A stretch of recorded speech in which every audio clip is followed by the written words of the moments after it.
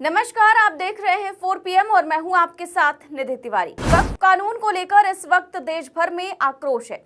इसके साथ ही कई मुस्लिम संगठनों ने इसके खिलाफ खुला ऐलान कर रखा है, मोर्चा खोल रखा है। इन सब के बीच ज्यादा चर्चा में है नीतीश कुमार, जिन पर मुस्लिम संगठन और उन्हीं की पार्टी के मुस्लिम नेता मुसलमानों से गद्दारी करने का आरोप लगा रहे हैं। जेडीयू के कई नेताओं ने पार्टी पर मुस्लिमों से धोखा देने का आरोप लगाते हुए पार्टी तक छोड़ दी है। लगभग 100 से ज्यादा नेता अभी तक जेडीयू से इस्तीफा दे चुके हैं और 2 नेता तो सुप्रीम कोर्ट भी पहुंच चुके हैं। नीतीश कुमार को लगा था कि ये अभी की नाराजगी है, धीरे धीरे खत्म हो जाएगी, लेकिन ऐसा हुआ नहीं। ललन सिंह और संजय झा बार बार कहते रहे कि जो नेता पार्टी छोड़ रहे हैं उनको जानता ही कौन है, लेकिन नीतीश कुमार ये समझ गए कि ये वही नेता हैं जो जमीन पर काम करते हैं, वोट लाने का काम करते हैं।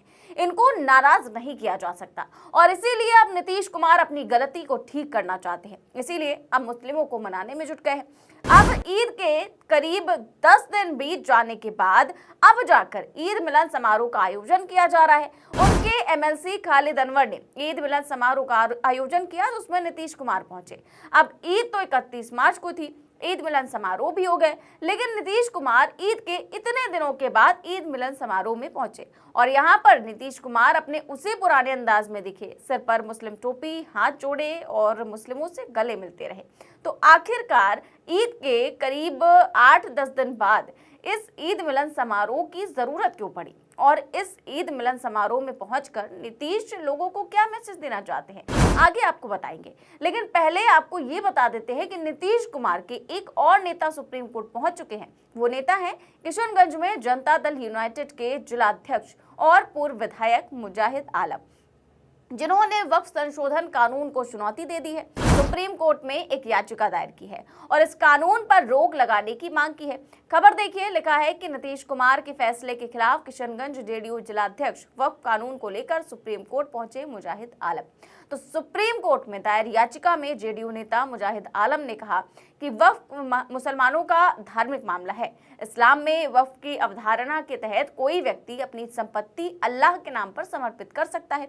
नए कानून की कुछ धाराएं धार्मिक मामलों में हस्तक्षेप करती हैं। मुख्य आपत्ति तो इस बात पे है कि नए प्रावधान के मुताबिक वक्फ बोर्ड और केंद्रीय वक्फ काउंसिल में कम से कम 2 गैर मुस्लिम सदस्यों की नियुक्ति अनिवार्य की गई है, जबकि किसी भी धार्मिक ट्रस्ट और बोर्ड में किसी भी दूसरे धर्म के सदस्य नहीं है।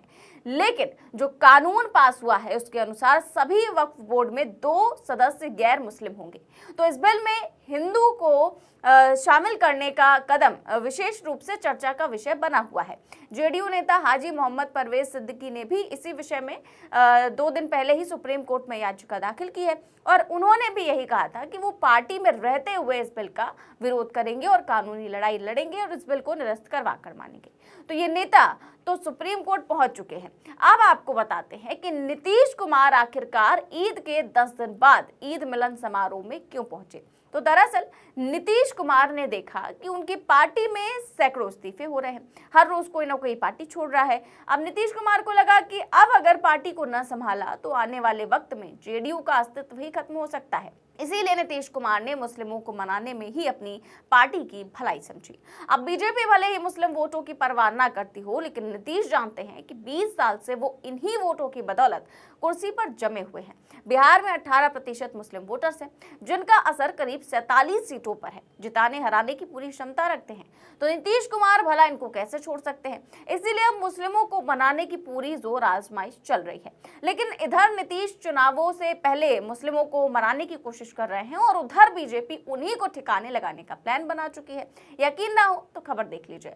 लिखा नीतीश कुमार बनने जा रहे हैं उप प्रधानमंत्री। बीजेपी के पूर्व केंद्रीय मंत्री ने अनजाने में कर दिया बड़ा खुलासा। तो जैसा कि आप जानते हैं कि बिहार में नीतीश कुमार का क्या होगा क्या नहीं होगा, इसको लेकर बार बार सियासी गलियारों में चर्चाएं चलती रहती है। और अब भाजपा के एक नेता जो कि मोदी सरकार में मंत्री रह चुके हैं, उन्होंने सामने आकर ऐसा बयान दे दिया जिससे हलचल तेज हो गई है।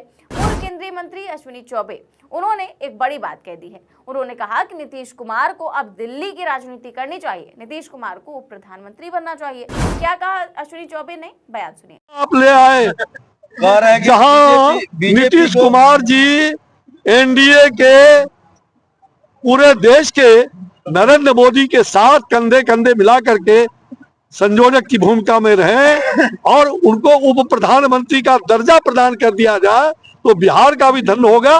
दूसरा उप प्रधानमंत्री हमें जगजीवन राम के बाद मिलेगा। सुना आपने, जैसे ही उन्होंने ये स्टेटमेंट दिया उसके बाद में सियासी गलियारों में इसको लेकर के चर्चाएं चलने लगी कि क्या वाकई में नीतीश कुमार को बीजेपी दिल्ली लेकर के आएगी या नीतीश कुमार को दाना डाल के जाल में फंसाया जा रहा है। क्योंकि भाजपा में तो कुछ बयान जो कुछ भी निकल कर आते हैं, जाहिर सी बात है उसके तार दिल्ली से जुड़े हुए होते हैं, क्योंकि भाजपा के नेताओं का पूरा कंट्रोल या तो नागपुर में है या दिल्ली में है। लेकिन इधर बीजेपी नेता का बयान आया, उधर झट से जेडीयू ने भी इसका जवाब दे दिया। खबर देखिए, लिखा है बीजेपी ने नीतीश को ऑफर किया रिटायरमेंट प्लान। तिलमिलाई जेडीयू ने झट से मीडिया में आकर दे दिया तगड़ा बयान। तो केंद्रीय मंत्री अश्विनी चौबे ने नीतीश कुमार को जैसे ही रिटायरमेंट प्लान ऑफर किया, तुरंत जेडीयू के प्रवक्ता नीरज कुमार सामने आ गए और क्या जवाब दिया आप खुद सुनिए। कौन क्या बोलते हैं यह मेरा विषयगत संदर्भ नहीं है। केंद्रीय मंत्री आदरणीय अमित शाह जी ने कल सार्वजनिक रूप से यह कहा कि 2025 का जो चुनाव है वह माननीय नीतीश कुमार जी के नेतृत्व में लड़ा जाएगा। नीरज कुमार का कहना है कि अमित शाह कह चुके हैं कि नीतीश कुमार के नेतृत्व में ही 2025 का विधानसभा चुनाव लड़ा जाएगा, इसीलिए कोई क्या कहता है इससे हमें कोई मतलब नहीं। फिलहाल तो अब नीतीश कुमार की तरफ से और उनकी पार्टी की तरफ से इस बात को लेकर के मना कर दिया गया है कि भाई हम साफ तौर पर हम बिहार का ही चुनाव लड़ेंगे, हमें केंद्र की राजनीति में जाने की कोई जरूरत नहीं है। और अब नीतीश कुमार ने भी कवायद शुरू कर दी है कि चुनाव को लेकर तैयारियां भी शुरू कर दी हैं। तो नीतीश कुमार ने अब अपनी गलती को सुधारना भी शुरू कर दिया है, मुस्लिमों के बीच जाना शुरू कर दिया है। नीतीश कुमार अब ये जान चुके हैं कि बीजेपी उनकी कुर्सी पर खतरा है। अब अगर नीतीश कुमार के विधायक 40 से नीचे हुए तो बीजेपी उनको इस बार सीएम नहीं बनने देगी। और अगर नीतीश कुमार को अपनी पार्टी को मजबूत करना है तो कुर्सी तो नहीं छोड़ सकते, तो मुस्लिमों के साथ जाना पड़ेगा। अब नीतीश कुमार का मुस्लिमों की चौखट पर जाना, हाथ जोड़ना, मुस्लिम टोपी लगाना, क्या नीतीश कुमार की सत्ता के लिए ठीक होगा या फिर नहीं होगा? क्या उनको सत्ता दिला पाएगा या फिर नहीं दिला पाएगा, ये तो वक्त ही बताएगा। लेकिन फिलहाल नीतीश कुमार इस पूरी जोर आजमाइश में लगे हुए हैं। देखते हैं क्या कुछ होता है। फिलहाल इस खबर में बस इतना ही। देश और दुनिया की तमाम बड़ी खबरें जानने के लिए देखते रहिए 4PM न्यूज नेटवर्क। नमस्कार।